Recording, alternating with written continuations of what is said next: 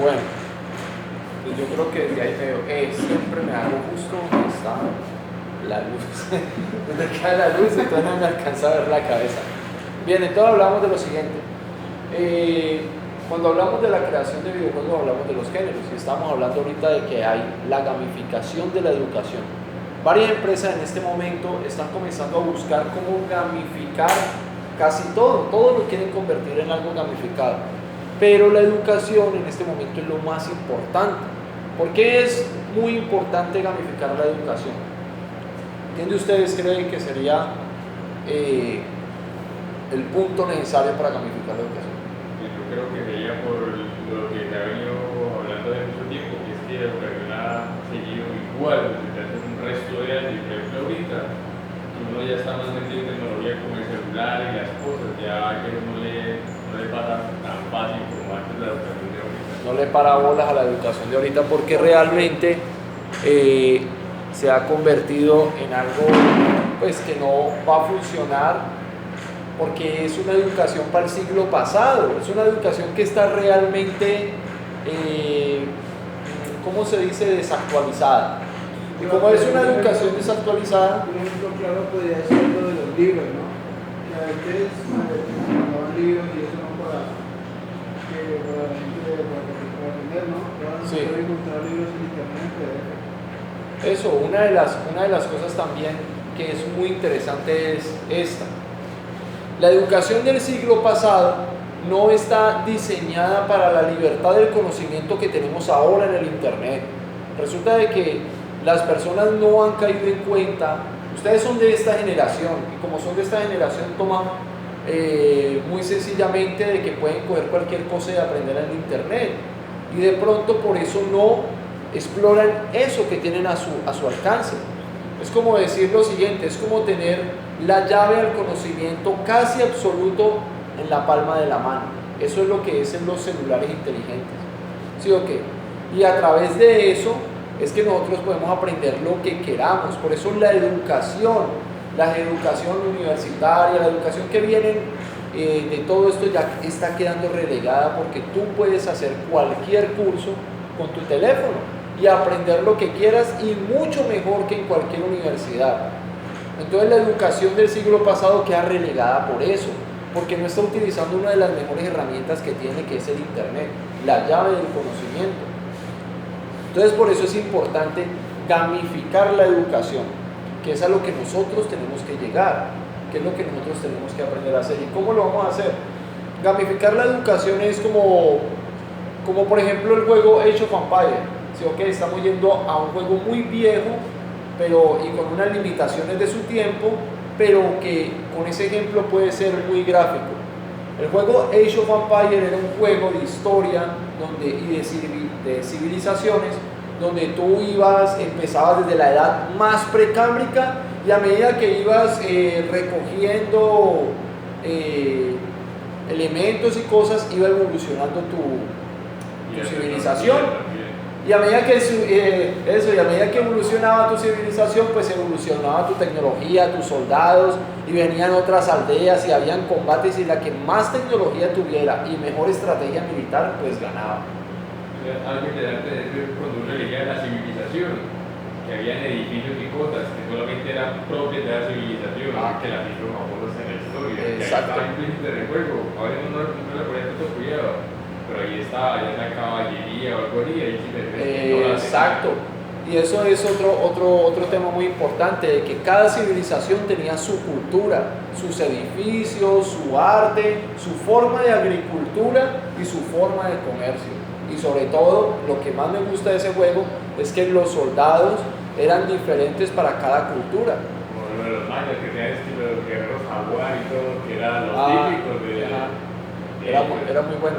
Luego, después de eso, salió por la misma gama del videojuego Age of Empires, salió el videojuego Age of Mythology. No sé si lo recuerdan. Age of Mythology era un juego un poquito más avanzado, con unas gráficas muy buenas, que hablaban de las mitologías, y eran diferentes mitologías enfrentándose, ¿no? O sea, eran diferentes dioses. Entonces, lo bueno de ese juego es que se ganaba fe. Para poder invocar a los dioses tenías que invocar la fe. Y para poder ganar fe, algunos dioses tenían diferente. Por ejemplo, a unos habían que orarles y a otros habían que hacerles sacrificios y a otros. Entonces, según eso, ibas ganando los favores de los dioses. Y cuando tenías la barra de fe llena, entonces invocabas al mismo Dios o invocabas a los poderes de los dioses. Era muy bueno. ¿Y qué te enseñaba ese juego? Te enseñaban las diferentes mitologías y las culturas religiosas antiguas que hasta el día de hoy siguen prevaleciendo. Entonces, a lo que llegamos que con la gamificación de la educación podemos acceder a un conocimiento mucho más profundo de lo que queremos aprender y de lo que queremos enseñar. Sí, hasta ahí estamos claros, ¿sí o qué? O sea, de que cuando vamos a gamificar la educación, como sabemos de que tenemos una educación del siglo XX, o sea, una educación del siglo pasado, esa educación realmente ahora no funciona. ¿Por qué? Porque no está utilizando las herramientas del siglo XXI. Y las herramientas del siglo XXI son meramente digitales. ¿Sí o qué?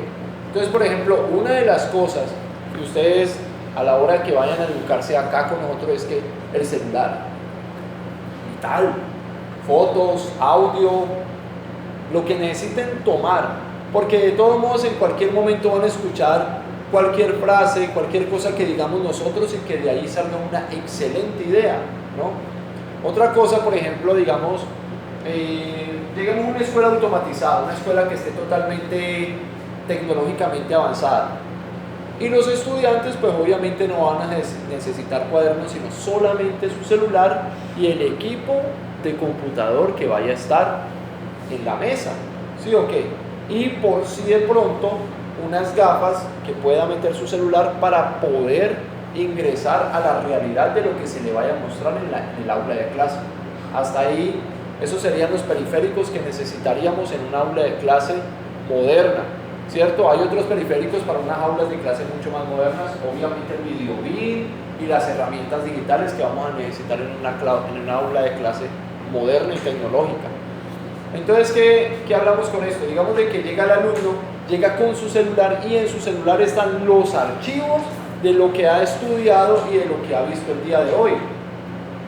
Pero entonces resulta de que uno llega a saber a un profesor, sino a un guía que va a generar ciertos programas, porque la aventura que tú vas a vivir el día de hoy en la educación tiene que ver de que hoy vas a conquistar de la tabla 9, de la tabla número 2 a la tabla número 5, matando los diferentes dragones que se encuentran en las diferentes áreas de las tablas matemáticas. ¿Me entienden cómo podríamos llevar eso? Entonces resulta que tú vas y llevas eso y una inteligencia artificial está constantemente evaluando el progreso de tu mente. ¿Me entienden a qué se refiere? O sea, vamos mucho más allá de lo que realmente estamos en la educación del día de hoy. Hace de cuenta de que tú en tu celular comienzas a resolver todos los problemas que se te están ofreciendo en el área que estás resolviendo. Estamos estudiando matemáticas, por así decirlo. ¿Sí o qué?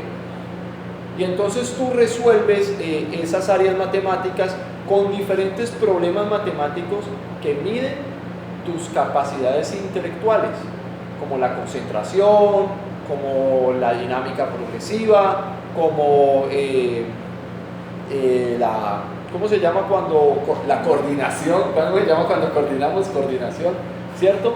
Y los diferentes aspectos que tenemos que evaluar a nivel de la mente. Entonces, cuando tú lo estás haciendo allí, la IA, o sea, la inteligencia artificial no te está calificando en sí del 1 al 10, sino que está evaluando tus diferentes capacidades cognitivas de aprendizaje, ¿cierto? Entonces dice, fulanito está mal de pronto en la concentración y comienza a generarte ejercicios para que fortalezca la concentración. Ahora sí entienden por qué la educación del siglo XXI tiene que cambiar, porque es que no podemos seguir con una educación donde es que yo soy malo en esto porque no me puedo concentrar. Y entonces el profesor, no, malo, y te voy a calificar esto porque no sirves para eso. No, tiene que llegar una tecnología que inmediatamente refuerce lo que tú estás mal. Y qué mejor que el celular que siempre lo cargamos, ¿sí o no? Varios aspectos que cuando decía lo de la gamificación para la enseñanza, obviamente no tan detallado como por nuestro proyecto, Pero un ejemplo que responde sería, por ejemplo, la escuela de manejo, que por ejemplo, cuando iba a la licencia, a uno lo ponían en el simulador. Sí. Para carro, para moto, y uno empezaba siempre por el simulador antes de pasar al vehículo real. Antes de pasar. Y así es donde uno la estudiamos. Exacto, es un ejemplo excelente. Y de hecho, una escuela de automóviles acá en Buga ha querido conversar con nosotros para que le hagamos a los simuladores una propuesta o un enlace al teléfono, ¿no? Entonces ahí estamos con un negocio, pero pues eso es como algo largo. Pero así por el estilo es que la educación, no solamente la educación escolar, sino la educación universitaria. Ahora si ya nos vamos a la parte universitaria, tú eres un ingeniero y quieres elevar un puente, ¿sí o qué? Y la cuestión es que tú, para poder medir todas las características físicas a las cuales se va a someter el puente, no las vas a poder someter en una maqueta de papel, ni de pronto incluso solamente en una maqueta digital, sino en una maqueta digital inteligente.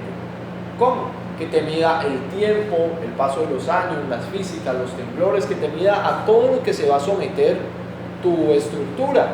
Pero entonces ahora llevémoslo más allá. Imagínate que tú te pones un casco de realidad virtual y comienzas a armar la estructura desde el aspecto como si estuvieras en el lugar y estuvieras haciéndolo de la manera idónea, o sea, construyéndolo tú mismo como si realmente estuvieras en el lugar.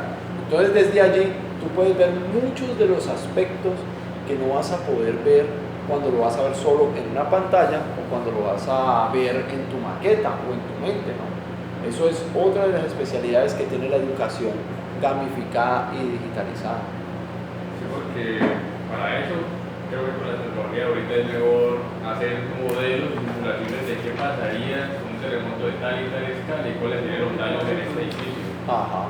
Para saber cómo sería, digamos, para hacer un rescate o algo así, saber dónde serían los puntos de concentración, dónde podría terminar la gente y tal. Exacto. Que no solamente hacer el plano y ya, se podría hacer una simulación, sino si se refuerza aquí, aguantaría más de tal circunstancia. Exacto. Entonces, para entrar en contexto de la clase del día de hoy, cuando hablamos de que la educación debe ser gamificada, porque la gamificación o los videojuegos manejan diferentes aspectos de la mente. Un videojuego te despierta o te duerme, pero va a manejar un aspecto de tu mente porque tú estás conectado con la máquina resolviendo las habilidades que ella o resolviendo los problemas que ella te está proponiendo, ¿no? Entonces a eso nos vamos, a los diferentes aspectos que mueven en la mente los videojuegos, ¿cierto? Y los diferentes títulos o los diferentes géneros que tienen los videojuegos. Entonces, entramos en contexto. El día de ayer hablamos de que estaban los juegos de aventura, que son los juegos los juegos de acción, que son los juegos de habilidad, los juegos que requieren mucha habilidad. ¿Como cuál? Como los juegos de shooter, como los juegos de pelea, como los juegos shop and up, que son los juegos de navecita que dispárale a todo, ¿cierto? Como el que me mostraste también es un estilo shop and up. El juego ese que se ve desde arriba que me acabas de mostrar, que se llama Atomic Nuclear Throne, eso. Otro juego por el estilo de ellos son los juegos de laberinto. Los juegos de laberinto, de resolver laberinto, no es de puzzle exactamente, aunque hace parte, pero los juegos de laberinto cogieron una subcategoría y se convirtieron también en juegos de acción y de habilidad. ¿Sí o qué? Todos estos juegos, ¿qué parte de la mente creen ustedes que está manejando? ¿Qué parte creen ustedes que ese juego está manejando si es un juego de habilidad? Coordinación de reflejos. Exacto, coordinación, reflejos y la parte cognitiva también, entre los reflejos. O sea, de que es entrada y respuesta rápida. ¿Sí o qué? Esos juegos manejan más que todo esa coordinación y que seas bueno. En los juegos de pelea tú tienes que ser muy bueno para coordinar y muchas veces incluso planear una buena estrategia para ganarle al contrincante. Pero entonces resulta que ayer también, después de hablar de los juegos de acción, vimos los diferentes títulos que habían sido más emblemáticos en los juegos de acción. Por ejemplo, uno de ellos fue Mortal Kombat como juego de pelea, que es muy bueno, Otro de ellos, y los juegos de plataforma también son juegos de acción, que otro de ellos es Mario. Mario siempre ha sido prácticamente el rey de los juegos de plataforma. Otro de ellos fue un juego de shooter como Call of Duty, pues en todos sus aspectos, desde que estuvo en las primeras versiones hasta el día de hoy, que ya es un juego online, multirol, Battle Royale, ¿no? Que eso creo que ha sido una de las cosas más interesantes también que han generado los juegos de shooter el día de hoy, de que una sola vida sobrevive y si te mataron ya. Eso me parece muy muy bacano en los juegos del día de hoy. Entonces esos juegos lo que desarrollan son estrategias de velocidad, ¿sí o qué? O sea, que manejen esa habilidad de la mente. Luego hablamos de otro género del juego, que son los juegos de estrategia. Los juegos de estrategia, como el juego que acabamos de hablar, Age of Empires, o los juegos de administración, como SimCity, como los Sims, ¿cierto? Que son juegos donde tienes que comenzar a administrar ciertos roles o ciertos recursos. Pero nos volvemos otra vez a los juegos de imperio y en ese vamos a abrir de pronto un espacio porque en eso quedamos ayer, en los juegos de estrategia. Los juegos de estrategia, si nos ponemos a pensar, los juegos de estrategia, ¿qué parte del cerebro maneja? La verdad maneja un montón de partes, maneja muchísimas partes. Primero, maneja la base de recursos administrativos. Y para tú manejar una administración, pues tienes que primero recordar algunas experiencias de gasto y de compra y ser muy muy asertivo de cómo vas a manejar esos recursos, imaginar a futuro cómo esos recursos te pueden servir para X o Y y planificar. ¿Sí? No sé si dentro del mismo género los de Tower Defense. No entran en el mismo género. Sí son un juego estilo estrategia, pero no entran en el género, no entran en el género de estrategia como tal, como manejo de recursos, aunque hay unos Tower Defense donde vos comenzás a manejar recursos para mejorar ciertas torres, ¿no? Pero no... como más tipos de torres y de las ubicaciones, aunque he visto unos juegos de Tower Defense que mezclan los dos, que tenés torres y también puedes sacar unidades, pero no son juegos así progresivos de civilización como tal, ¿no? Pero de hecho los Tower Defense son... Tengo un juego que es mi favorito que se llama Radiant Defense. Salió ahí como en el 2009 y hasta el día de hoy lo juego, todavía no me lo puedo pasar, es muy difícil. Yo veo mucho uno de Kingdom Rush, que tiene como 3 versiones. Ya. Sí, me gusta mucho de pieza, pues las mejoras, ¿no? Que uno bajando la torre, que uno le que consigue, es modo de dificultad. Entonces volvemos otra vez, o sea, en los juegos de estrategia buscamos, y en los juegos de civilización, como manejamos una parte administrativa, esos juegos son muy geniales por ello, porque nos permite primero entender que bueno, yo necesito cosechar para poder alimentar a mis unidades, o sea, primero a mi población, que tengo 100 pobladores y necesito tanto de alimento para poder mantener a mis pobladores bien. Luego llega la variante de que, bueno, esto está muy difícil, llegan otras personas a atacarnos, ahora necesitamos soldados, necesitamos hierro para poder construir espadas, armaduras, necesitamos piedra para poder hacer canteras, y con las canteras poder construir torres, muros de defensa. Entonces comienzas realmente a entender toda la parte de la base de las culturas y del núcleo de una civilización, que se basa siempre en el desarrollo y en la administración de sus recursos. ¿Sí o qué? Cuando vos te das cuenta de que eso es la base de una civilización, cómo administrar sus recursos, entonces eso comienza a generarte nuevos pensamientos como ser humano y como un ser social, ¿sí o qué? O sea, te convierte en un ser más progresivo. Es muy importante, yo creo que, hijo de madre, en todos los colegios del mundo deberían de jugar Age of Empires, al menos el 2 o el 3.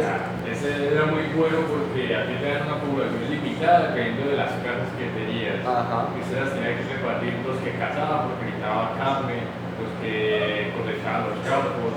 También si usted quiere hacer algo de producción continua o mandarlos a, no sé, cazar presas o algo que, o recoger vallas que era algo temporal, como recursos del momento. Ya la estrategia de si usted manda exploradores para buscar al enemigo primero antes de que lo encuentre usted, y ya se pone edificios estratégicos para rodearlo, tener como la alerta temprana de que venga. Sí, eso era lo bueno del juego, es que cuando te daba tantas formas de buscarlo, que para hacer un juego tan viejo, pues te permitía muchas libertades y tenía muchas mecánicas. Y algo que me gustaba mucho de ese juego era el mercado, que uno en el mercado aprende mucho sobre el intercambio de valores y cómo funciona la bolsa prácticamente. Uno con el mercado de Age of Empires aprende mucho sobre la bolsa de Wall Street. Entonces, algo muy bacano de ese mismo juego, el Age of Empires 2 sobre todo, es el intro, el video de introducción que tiene el juego, que son dos reyes jugando al ajedrez. No sé, me parece fenomenal cómo van mostrando que cada ficha representa una de las unidades que ellos manejan y del comercio y de las cosas que están haciendo, y cómo eso se ve reflejado pues en el progreso. Entonces, lo bueno es que asemejan un juego tan genial como es el ajedrez a esto que es el manejo de una civilización. Y al mostrar esas dos cosas, dan también de pronto al que le gusta ser muy observador, le dan un salto cultural de cómo entender de cómo el ajedrez en un juego de civilizaciones está prácticamente representado toda la objetividad del juego de ajedrez. No sé si lo entienden.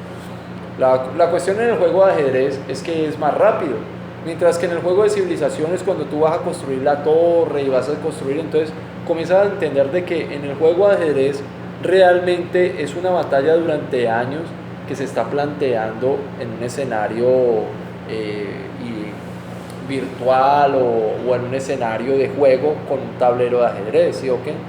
Y llevar a pensar eso, porque el juego de ajedrez lo que nos lleva a ser muy estratégicos y luego plantearlo en un juego de civilizaciones como Age of Empires, pues nos ayuda cada vez a ser mucho más inteligentes y a mejorar otra vez el manejo de nuestros recursos.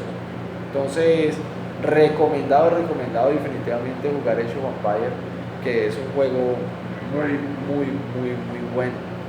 Entonces creo de que en esos dos temas, entre los juegos de acción y los juegos de estrategia, pues queda de antemano entender de que los dos manejan dos áreas del cerebro muy diferentes. Ahora nos vamos a los juegos de aventuras. En los juegos de aventuras, hablamos que el juego de aventuras están totalmente centrados es en la parte narrativa del juego como tal, ¿me entienden? O sea, en generar una historia que nos hable del juego como tal. ¿Sí o qué? Ya les voy a explicar. Y en la exploración también. Ajá. O sea, de que los juegos de aventura lo que prioriza es que la historia sea el recorrido del juego, o sea la base central de la historia. Y a través de la historia es como el personaje central se comienza a desarrollar y a evolucionar, ganando habilidades, ganando armas, ganando ítems, y todo eso a través de la exploración. ¿Sí o qué? Que los juegos que prácticamente comenzaron a generar los juegos como los Metroidvania, ¿no? Y uno de los primeros, que es un juego obligado que todo gamer prácticamente se debe pasar, es Super Metroid.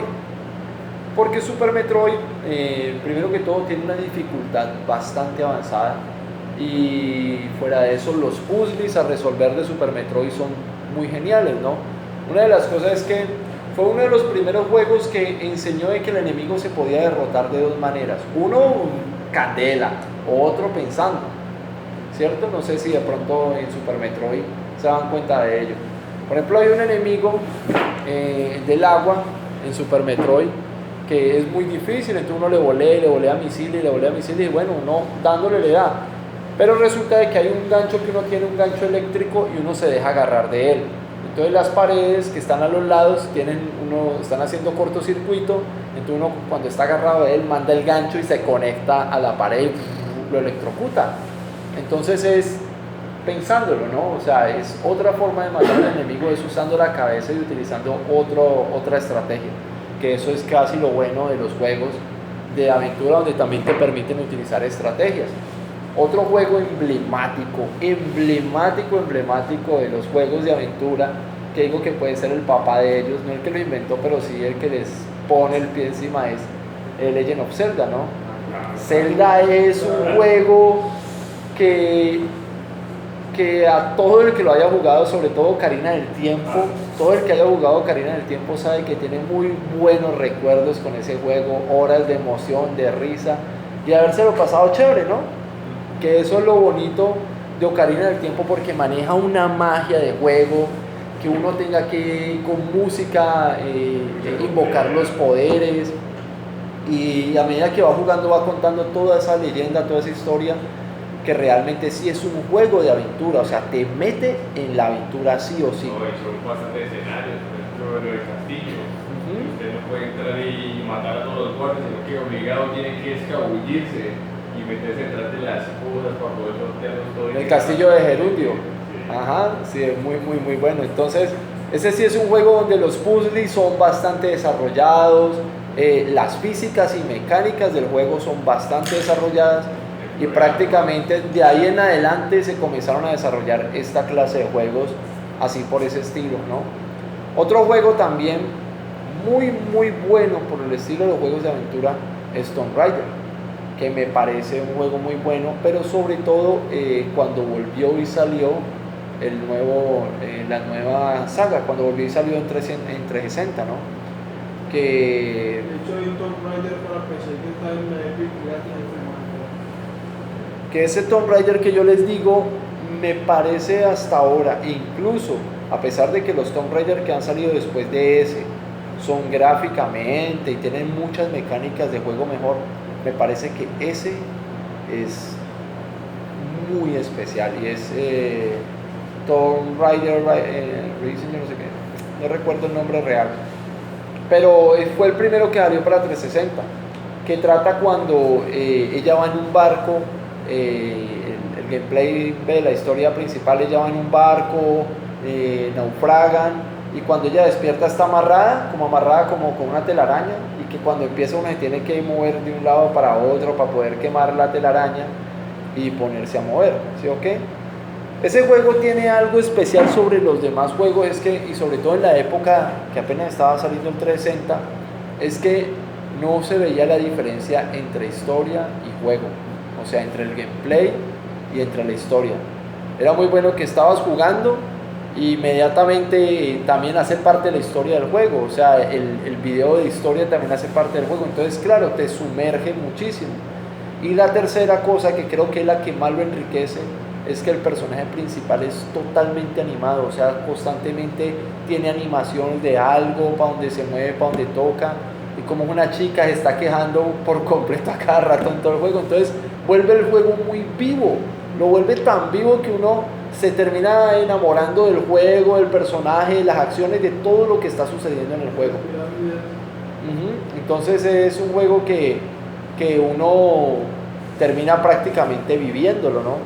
Porque el personaje está tan animado, que ella reacciona a cada cosa, a cada situación, cuando se va y se choca contra una pared, cuando se moja, y eso me parece que de ese juego lo enriquece por completo.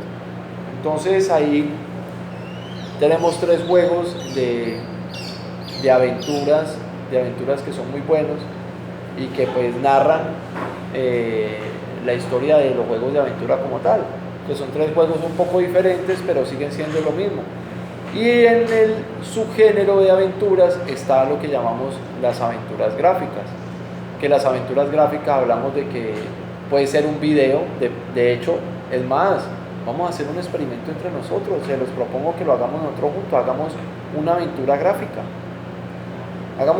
gráfica donde nos grabamos haciendo cualquier escena y bueno, tan de aquí o puede suceder esto o puede suceder lo otro, ¿cierto? Y grabamos las escenas de las diferentes decisiones que se puedan hacer, ¿no? Puede ser un proyecto que uno de ustedes puede tener y puede ser muy, muy ambicioso y muy chévere también.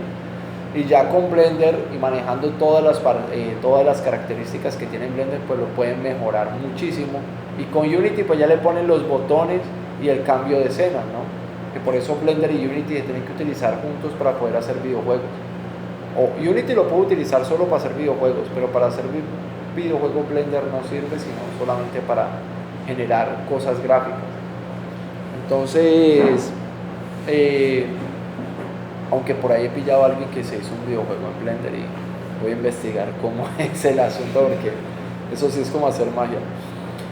Entonces lo bueno de las historias gráficas es que pueden ser muy fáciles de hacer, hasta lo puedes hacer con muñequitos y stop motion, con muñequitos de esos de juguetes, y lo vas grabando y lo vas manejando como tú quieras y generar un juego que se llame una aventura gráfica. Y uno de ellos, pues que les contaba, está en Netflix, donde tú te vas viendo la película. Me gusta mucho porque llega un momento donde ellos también rompen la cuarta pantalla y la quinta pantalla y ya lo sumergen a uno. Y ellos comienzan a pensar de que hay alguien que está tomando las decisiones por ellos, que es uno. Y entonces intentan conversar con uno. Esa película es muy buena por eso, porque quieren romper la cuarta y quinta pantalla intentándose comunicar con uno y uno tomando las decisiones. Si ustedes ven eso y lo vemos desde ese punto de vista, eso de pronto rompe otras características que los juegos no podrían hacer de cierta forma. Digamos de que yo grabo un video en el pasado y me quiero comunicar con personas en el futuro, ¿sí o qué?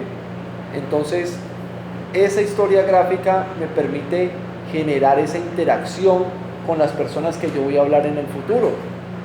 Ahora, ¿me entienden? Digamos de que yo mando un mensaje en el futuro y digo, si piensas esto, entonces di sí, y si piensas esto, entonces di no, y si tomas la decisión sí, entonces sigo conversando con la persona según la decisión que haya tomado hablando conmigo en el futuro.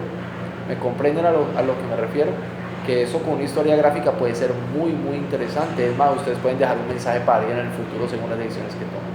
Es más, le voy a mandar una carta a alguien así ahora que lo pienso. Entonces ahora que ya sabemos pues todo eso y cómo realmente los juegos de aventura pueden abordar diferentes temas y que sobre todo la historia es lo principal.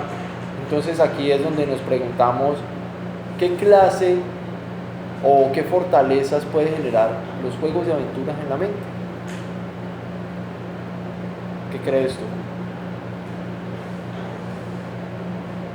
¿Me puedes repetir la pregunta, por favor? ¿Qué clase de fortaleza o qué clase de situación generan los juegos de aventura en la cabeza? O sea, ¿qué crees que te pueda sumar un juego